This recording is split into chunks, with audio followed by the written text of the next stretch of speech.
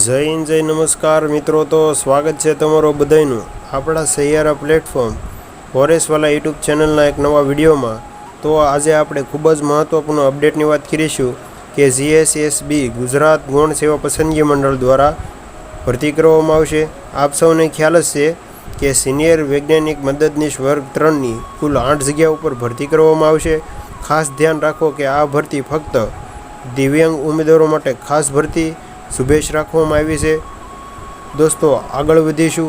ઓજસની આ વેબસાઇટ પર 17/4/2025થી ઓનલાઈન ભરી શકશો અને ફોર્મની છેલ્લી તારીખ 1/5/2025 રાત્રિના 12 વાગ્યા સુધી તમે ઓનલાઈન અરજી કરી શકશો. વધારે માહિતી તમને જીએસએસબી ગુજરાત gov.in વેબસાઇટ ઉપરથી મળી રહેશે.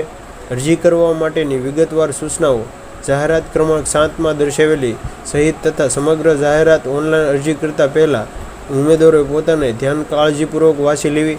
એટલે કે આ વિડીયોમાં આપણે આગળ વાત કરીશું કે ઓનલાઈન અરજી કરતી વખતે SC ST ACBC EWSને લગતા દિવ્યાંગો તેમજ અન્ય લાયકાત ધરાવતા અસલ પ્રમાણોને સાથે રાખી ઓનલાઈન અરજી કરવા પ્રમાણપત્રોને આધારે સાચી વિગતો ભરવાની રહેશે. એટલે કે સાચી વિગતો આપવાની રહેશે. ત્યાર પછી જો કોઈ અરજી કરતી વખતે ખોટી અરજી કરવામાં આવશે તો તેઓ ઉમેદવારોની અરજી રદ કરવામાં આવશે અને જો કોઈ ભૂલ લાગે તો મંડળ દ્વારા કોઈ સુધારો કરી આપવામાં આવશે નહીં. તે માટે કોઈ ભૂલ રહી જવા પામેલ હોય તો તે મંડળ દ્વારા સુધારો કરી આપવામાં આવશે નહીં. ઉમેદવારોએ પુનઃ સાચી વિગતો સાથે અરજી કરવાની રહેશે. ત્યાર પછી પરીક્ષા પદ્ધતિની વાત કરીએ તો ઓનલાઈન MCQ દ્વારા કોમ્પ્યુટર બેઝ એક્ઝામ લેવામાં આવશે. ત્યાર પછી જગ્યાઓ અને વિગતવાર માહિતી મેળવશું. વિભાગ દ્વારા સંસદ સિનિયર વૈજ્ઞાનિક મદદનીશ વર્ગ 3ની સરગર માટે માન્ય રાખેલ નીચે જગ્યા દર્શાવેલ દિવ્યાંગોને લઈ દિવ્યાંગમાં અનામતની ઘટની જગ્યાઓ નીચે મુજબ છે. તમે જોઈ શકો છો કે કુલ જગ્યાઓ પૈકી દિવ્યાંગોમાં જૂથ પ્રમાણે અનામત જગ્યાઓ આપવામાં આવેલી છે. સિનિયર વૈજ્ઞાનિક મદદનીશ વર્ગ 3ની 8 કુલ જગ્યાઓ છે. અંધત્વ અથવા ઓછી દ્રષ્ટિ એક પણ જગ્યા આપવામાં આવી નથી. દિવ્યાંગ ઉમેદવારો માટે બંધીધર અને ઓછું સાંભળનાર દિવ્યાંગો માટે કુલ 3 જગ્યા છે. મગજના લકવા સહિતની અસલ શ્રેણીની દિવ્યાંગતા રક્તપિત્તમાંથી સાજા થયેલા દિવ્યાંગ ઉમેદવારોને કુલ જગ્યા 3 છે. ત્યાર પછી બૌદ્ધિક દિવ્યાંગમાં ખાસ વિષય શીખવાની ક્ષમતા અને માનસિક બીમારી અને બહેરાશવાળા ઉમેદવારોને કુલ 2 જગ્યા ઉપર ભરતી કરવામાં આવશે. ત્યાર પછી ઉપરોક્ત પોસ્ટમાં દર્શાવેલ જગ્યાઓમાં વધઘટ થવાની શક્યતા રહેલી હોય છે તો આ જગ્યાઓ વધઘટ થઈ શકશે. એટલે કે ઉપર દર્શાવેલી માહિતી જગ્યામાં વધારો અને વધઘટ થઈ શકશે. ત્યાર પછી ઉપરોક્ત પોસ્ટમાં દર્શાવેલ જગ્યાઓ અને દર્શાવેલી દિવ્યાંગ ધરાવતા ઉમેદવારો જ અરજી કરવા પાત્ર છે.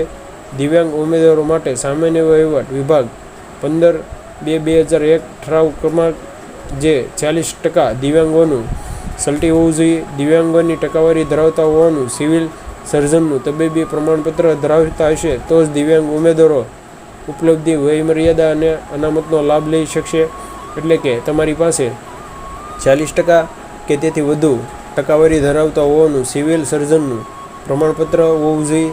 ત્યાર પછી આપણે મહત્ત્વની અપડેટ વાત કરીશું કે અધિકારીની વિગત ગુજરાત સરકાર દ્વારા નિયમિત કરવામાં આવી સૂચન અનુસાર દિવ્યાંગોને પ્રમાણ માન્ય રાખવામાં આવશે. દિવ્યાંગ અનામતો લાભ મેળવવા ઈચ્છતા ઉમેદવારો ઓનલાઈન ફોર્મમાં પર્સનલ ડિટેલમાં નીચે જૂથ પૈકી દિવ્યાંગોના છે તેની વિગત અને ટકાવારી દર્શાવવાની રહેશે. એટલે કે તમે પણ જે પણ દિવ્યાંગોમાં આવતા હોય તે માહિતી આપવાની રહેશે. ત્યાર પછી પગાર ધોરણની વાત કરીએ તો 49,600 ₹1,49,000 એટલે કે માનસિક ફિક્સ પગાર રાખવામાં 5 વર્ષ રાખવામાં આવશે.